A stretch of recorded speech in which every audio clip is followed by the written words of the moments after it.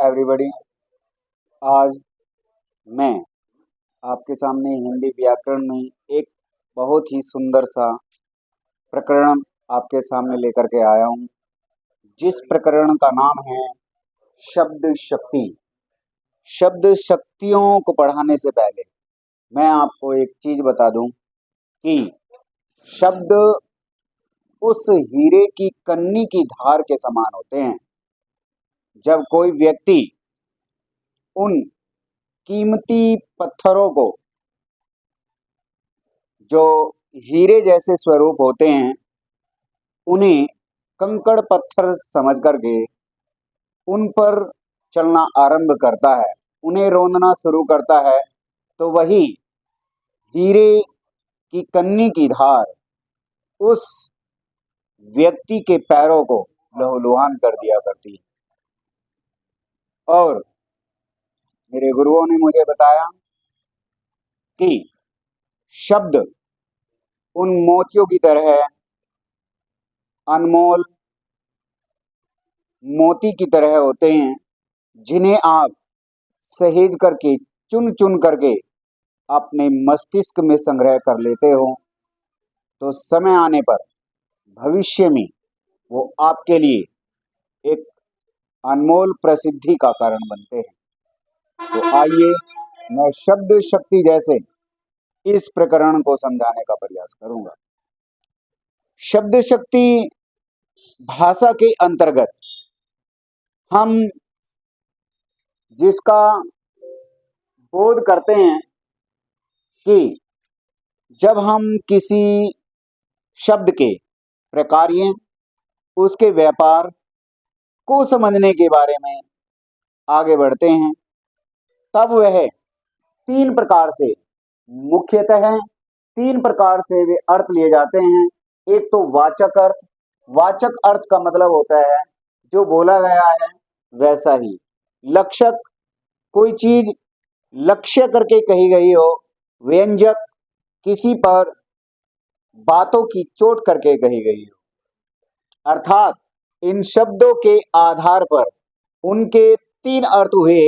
पहला वाच्यार्थ, बोला गया अर्थ जैसा था वैसा ही।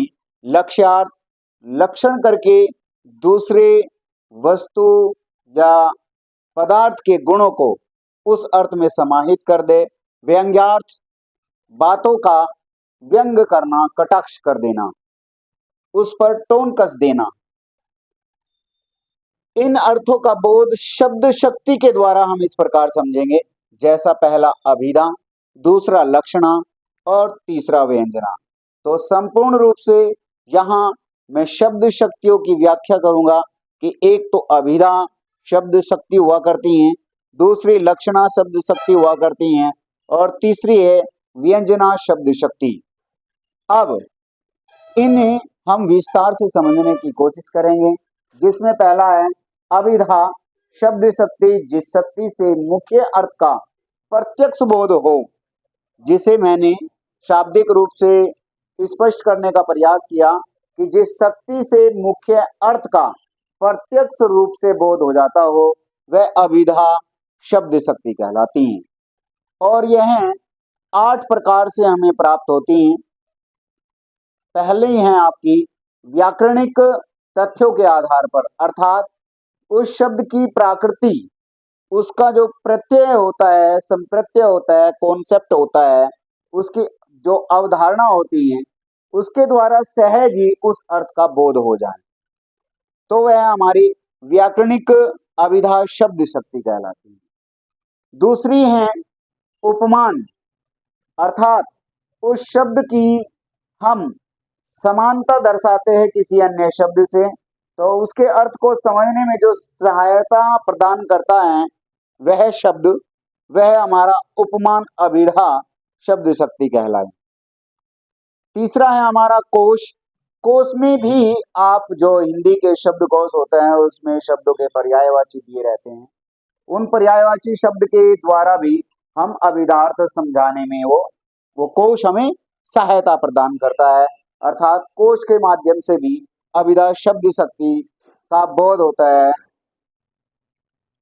चौथे नंबर पर है हमारा आप्त वाक्य है। आप्त वाक्य का मतलब होता है संसार में जो आपने मुहावरे, लोकोक्ति, कहावतें या वाक्य जो प्रसिद्ध हो जाते हैं, वे लोक प्रसिद्ध वाक्य जैसे नमस्कार।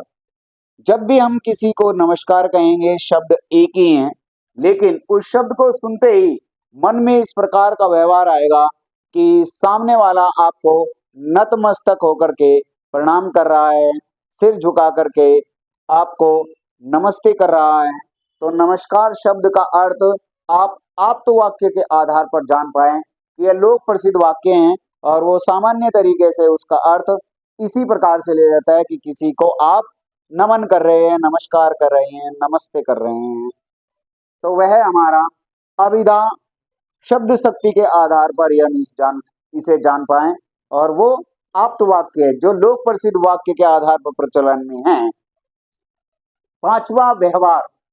एक वस्तु बार बार जब व्यवहार में आने पर अपने अर्थ को बिना नाम के ही स्पष्ट कर देती हैं तो वह अभिधा शब्द शक्ति ही कहलाती हैं। जैसे मैंने कहा कुर्सी, तो कुर्सी का अर्थ बैठने से ही कि आप कुर्सी ले लीजिए, आसन ले लीजिए, तब वह बार बार अभ्यास में आने पर, व्यवहार में आने पर उसका अर्थ आप बैठने से ही लगाएंगे। छठा पॉइंट है हमारा व्याख्या या उसकी निवृत्ति। किसी भी शब्द का अन्वय करने पर, कोई भी शब्द है उसका अलग अलग आप हिस्सा कर देते हैं, टुकड़े कर लेते हैं, अन्वय करने पर उसकी जो व्याख्या की जाती है और उसी व्याख्या के आधार पर उसका जो अर्थ निकलता है वो व्याख्या या निवृत्ति के आधार पर उसकी अभिधा शब्द शक्ति ही कहलाती है। सातवां पॉइंट है हमारा वाक्य शेष। वाक्य शेष के आधार पर कैसे प्राप्त करते हैं? यदि वाक्य शब्द के एक अंग का अर्थ ज्ञात हो तो उसके द्वारा अज्ञात पर का भी अर्थ ज्ञात हो जाता है। जैसे मैंने कहा हिमालय, आल्य और हिम को जब मैं अलग अलग करूंगा तो हिम का मतलब होता है बर्फ और आल्य का मतलब होता है घर। जब मैंने उन दोनों को जोड़ा और उनमें से एक का अर्थ मुझे पता है बर्फ, आल्य घर, तो दूसरे का पता चल गया कि बर्फ का घर, अर्थात जहां पर बर्फ अत्यधिक मात्रा में पाई जाती है वो हिमालय का क्षेत्र। तो यह है हमारा वाक्य शेष के आधार पर उसका अर्थ प्राप्त हुआ।